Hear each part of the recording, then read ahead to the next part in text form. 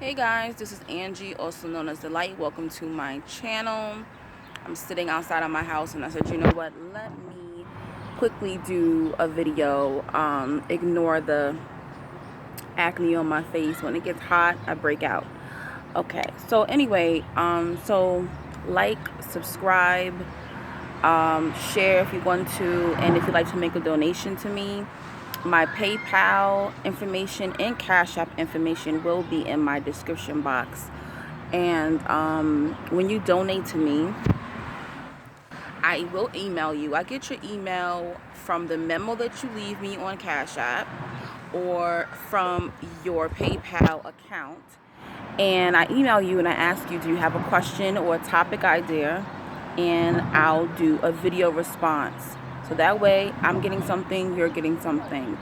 And it also is training me to be able to handle certain situations when I decide to go to school for my life coaching. Okay, so I already did a video talking about narcissistic bosses, and I want to talk about narcissistic landlords, because I know a lot of you probably have narcissistic landlords right now as we speak, or you're about to get into a situation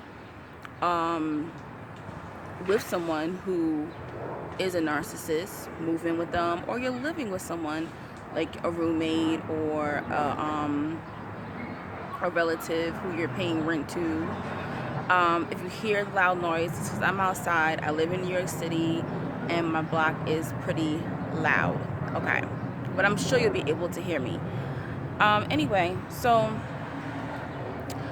the narcissistic landlord is usually probably the slum landlord, and slum meaning they're just in it for the money. Of course you're needing to make the money, but they don't really care about their tenants. They're in it for the money. You know, they're probably the landlord that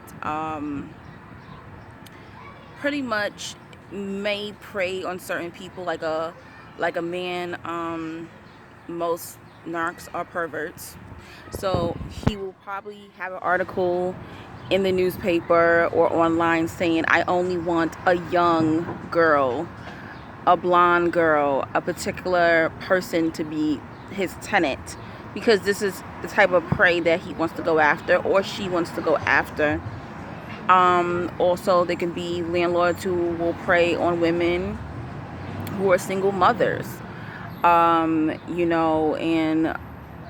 just kind of want to get over this landlord. Probably, during the winter time, the heat will be low and you call them and ask them, can you raise the heat? And they'll tell you no. The landlord that won't come and fix anything. The landlord that will keep trying to raise the rent on you. This is definitely the type of landlords that would be a narcissist. Actually, my grandmother, she owned a couple of properties, and she owned some property in North Carolina where she had tenants at.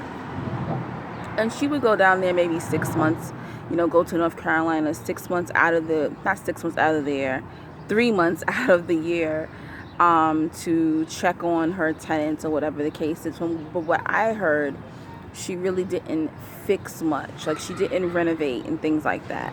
She didn't even renovate our house that we lived in. So I knew that the place wasn't really livable. When she passed away, that's what I was told. I actually have to go there to look at the property sometime this summer. But anyway, basically it was the apartment or the house that she was renting out. It looked like a shack. Now, this is not 1930 or 1940. No one should be living in an apartment that looks like a shack. Oh yes. Oh, also, the narc will also be that type who will be illegally renting out an apartment. Like a basement apartment is illegal in certain states or countries or whatever. You're not supposed to do that. My grandmother did that as well. She illegally rented out like the basement area of our home to somebody just to make money. That was it. But really didn't want to fix much in the apartment for the tenant. Another weird thing that my, grandmother used to do, who was a landlord, invade privacy. I mean, this landlord, the narc landlord, excuse me, is going to invade your privacy. Things that normal landlords should not do, or even family, basically pop up at your house. My grandmother every day would go downstairs and bother the tenant. And it was just like, why is she bothering him? I mean, I can literally hear her through the house every morning, every afternoon, every night. Like, why are you bothering this man? I started to think, like, does she have a crush on this guy? And he was like my dad's age. It was just like every single day she's like bothering this tenant. And I was just like, that is just, to me, it was just so freaking weird. Not every dog in the neighborhood wants to bark while I'm doing this video. Anyway, hopefully you still can hear me. I'm going to try to talk a little bit louder. She also had one of my cousins, the golden child, lived in one of her apartments. She had a co-op apartment. And my cousin would say, there was days where I'm trying to be intimate with my husband or just spending time with my, husband and my 2 children. And the next thing you know, we're like eating dinner, having a nice family night. And she will be banging on our door.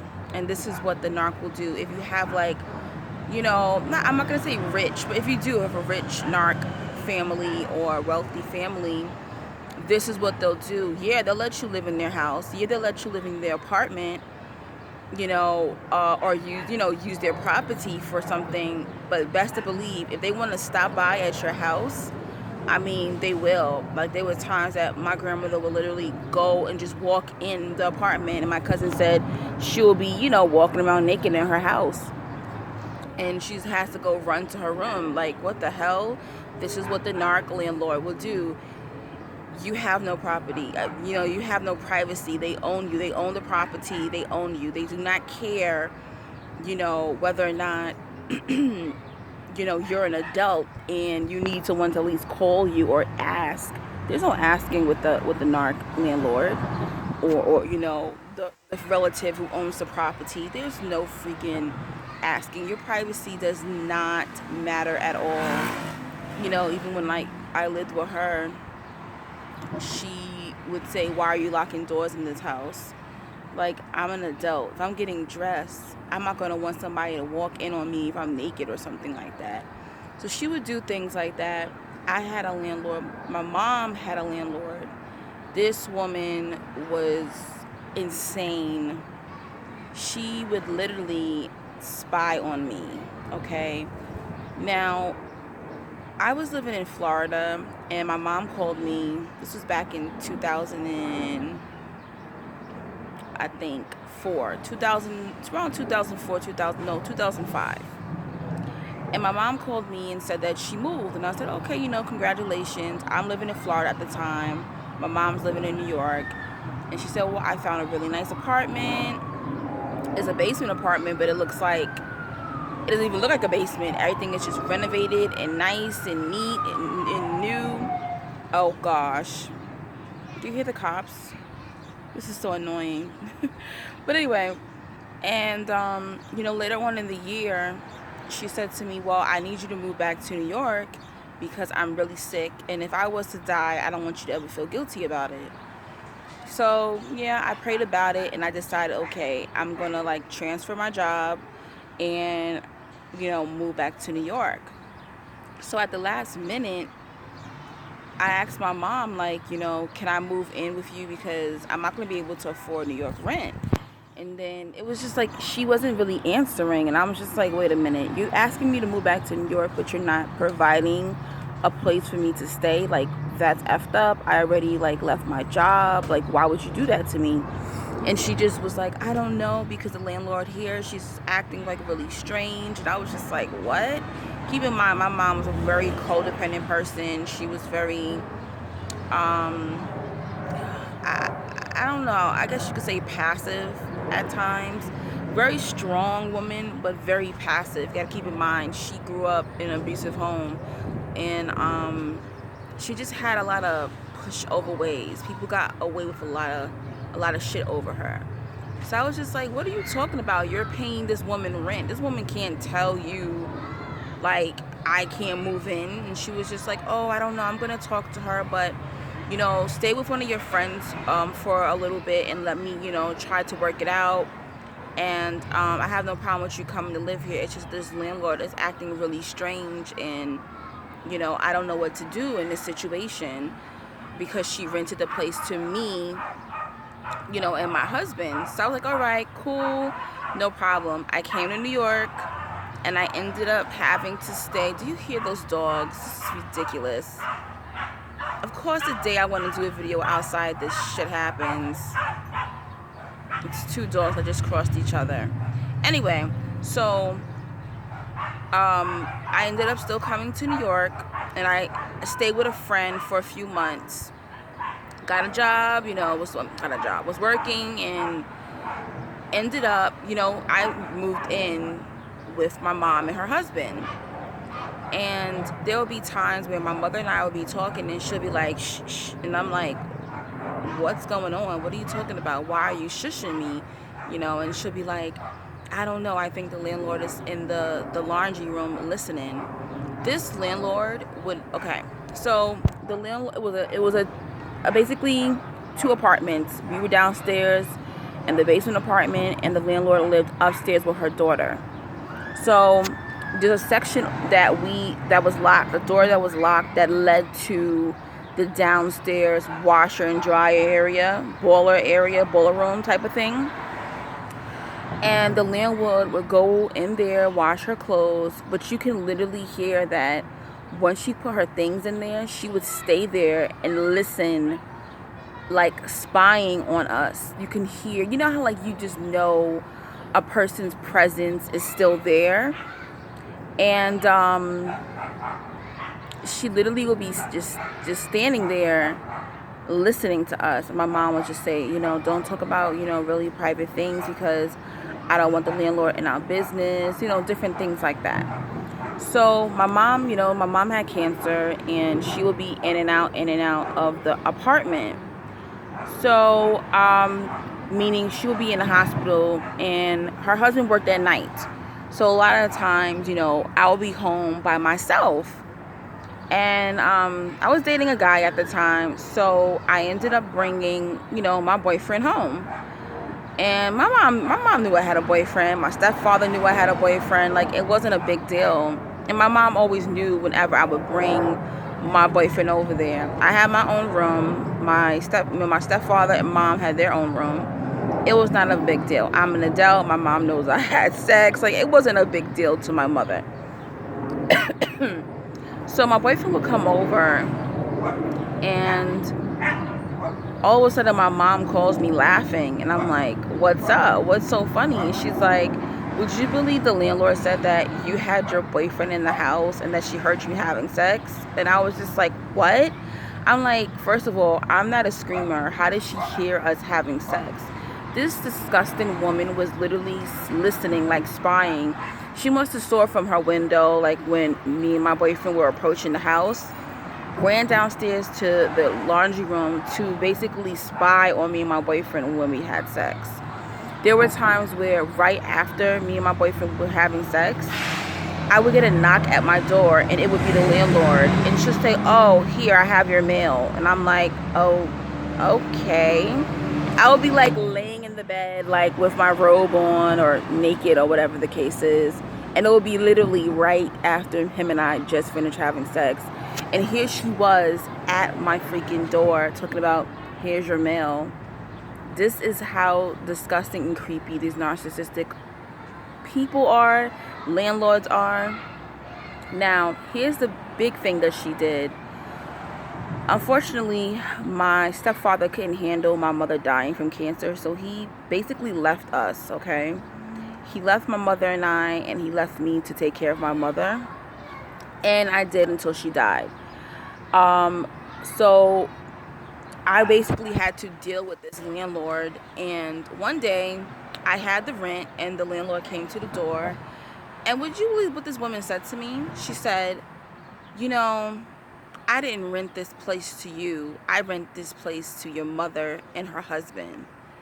And I said to her, well, I'm here now. What is your point? And she didn't say anything. This woman could not stand me. And that's, I don't know, you know how those narcs are. They can't stand the strong ones, okay? They can't stand the ones that see through their bullshit. Unfortunately, my mother died New Year's Eve of 2006. And my mom died on New Year's Eve, all right? Would you believe the day that my mother died? Okay, I got word my mom was dead like about 6 o'clock in the morning. Would you believe, you know, like you have people come over your house, they, you know, just to comfort you. And as I'm sitting on my couch, someone says, your landlord's at the door. Like, they went to my door, they opened up the door, my friends and family who were there to comfort me. Would you believe this woman, on the day that my mother died, had the nerve to bring someone in the house, a potential tenant, okay, to basically show our apartment because she wanted to rent the apartment out. This is the day that my mother died. This is how evil and corrupted and disgusting these narcissists all are. And because I was in so much pain at the moment, I did not jump up and want to punch her in her face or attack her as I really wanted to for disrespecting my mother, disrespecting me and my family. My family and friends were looking like, what? Like, is this woman serious? But because I was just such in a daze, I could not give this woman any more of my energy. And, you know, you would think this woman would say to me, you know what, being that your mom died, I'll give you an extra week. No, this woman was like, oh, okay, well, the month is over. You have 2 weeks to get out. Basically, that's what happened. It was just, it was a horrible experience. And honestly, when you're looking for a house, you know, apartment or anything like that, please do research on these people. Please, I beg you, or try to, you know, rent through someone who who you definitely. My mom didn't know this person. She found them, you know, through a realtor. So please be careful. You know, your home, when you live, is supposed to be your haven, where you are able to retreat, where you're able to be peaceful. Bring your sage, bring your minister, bring whoever you need to bring, and to bless your home, to pray over your home. You know, you end up spending all this money trying to move in, you know, having your first month's rent, your security deposit and all that. It costs a lot to move into, you know, a rental property. And just please be careful, because once you're in, you're in. You sign that contract. You got to stay for at least 6 months to a year, whatever, you know, that you signed for. So this was my experience, you know, of a narcissistic landlord. This woman was just really, I will never ever forget her. And I used to tell my mother, oh, I want to whoop her ass, I want to whoop her ass, because back then I had such a temper. And my mom was like, please don't, I live here, like, I don't know where I'm sick. You know, if my mom wasn't sick, I would have whooped that woman's ass. If I ever catch her in the street, I don't know if my poised self will be able to manage, okay? But please be careful when you are renting places. Hopefully this information was helpful to you. Remember to like, subscribe if you haven't, share if you want to, and make a donation to me. And thank you to all who have been making donations. I appreciate you all, and I hope you are having a lovely beginning of the summer. Peace and blessings to you all. Talk to you soon, guys.